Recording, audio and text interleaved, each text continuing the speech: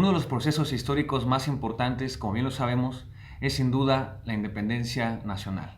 En ese sentido quiero platicarles acerca de un par de personajes que, si bien no son oriundos aquí de la ciudad de Celaya, tuvieron sus acciones en ese contexto histórico.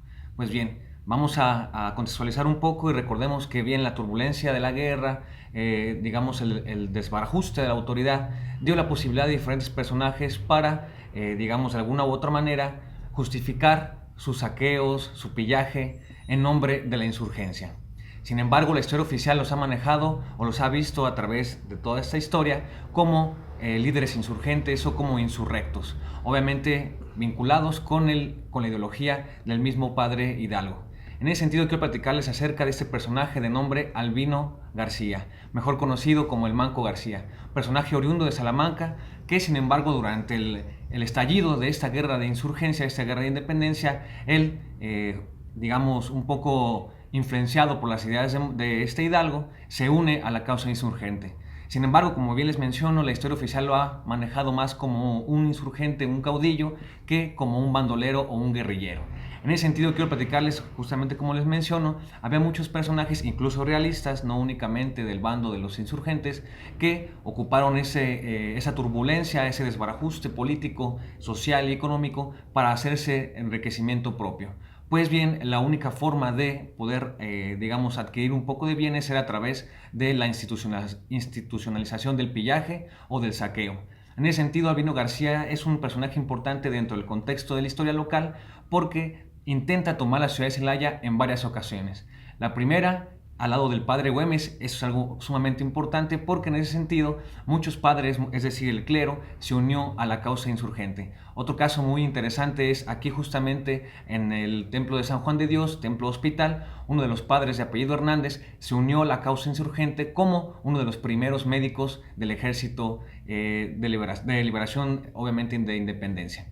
Sumamente interesante. Regresando a Albino García, por segunda ocasión intenta tomar en junio la ciudad de Celaya. Sin embargo, otro dato interesante es que los mismos pobladores se unen y logran repeler ese ataque del insurgente o del guerrillero. En ese sentido nos da una pauta para pensar que obviamente no había causa igualitaria con la insurgencia aquí en la ciudad de Celaya. Obviamente una ciudad conocida, conservadora y muy tradicionalista.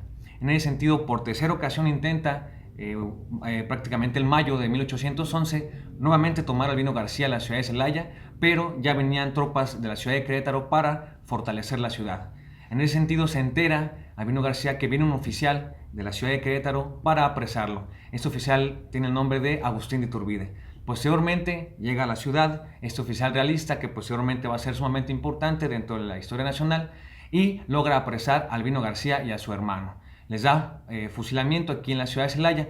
Lo interesante es que no únicamente los fusila, sino que desmembra sus cuerpos y manda su cabeza a colgar aquí en la ciudad de Celaya, un brazo en Salamanca y otro brazo en Irapuato. Obviamente como una manera de escarmiento para las personas que querían obviamente tomar este tipo de actividades dentro del contexto de la guerra de independencia. Otro dato sumamente interesante es que años después, el mismo Francisco Eduardo Tres Guerras recopila los restos de este caudillo, de este insurgente, de este guerrillero y los pone dentro de la parroquia de aquí de la ciudad de Celaya. Sumamente interesante cómo se van uniendo estos diversos personajes que, si bien forman parte de la historia nacional, repercutieron en la historia local. Un dato sumamente importante es esta parte.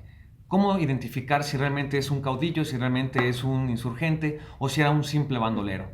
Pues bien, como les he mencionado, en ese contexto, incluso hasta realistas e insurgentes utilizaban obviamente esa turbulencia, ese desbarajuste político para enriquecimiento propio. La verdad es que la línea no es nada nítida para saber si obviamente actuó en banderas de la insurgencia o meramente por enriquecimiento propio. Sin embargo, es interesante, como bien les he mencionado en otras colaboraciones, conocer al personaje en su contexto histórico, saber que tiene pasiones, saber que está influido por ciertas circunstancias económicas, políticas, y obviamente en ese contexto del estallido de la guerra de insurgencia, obviamente va a estar influenciado por diferentes características que lo van a hacer actuar de una forma u otra.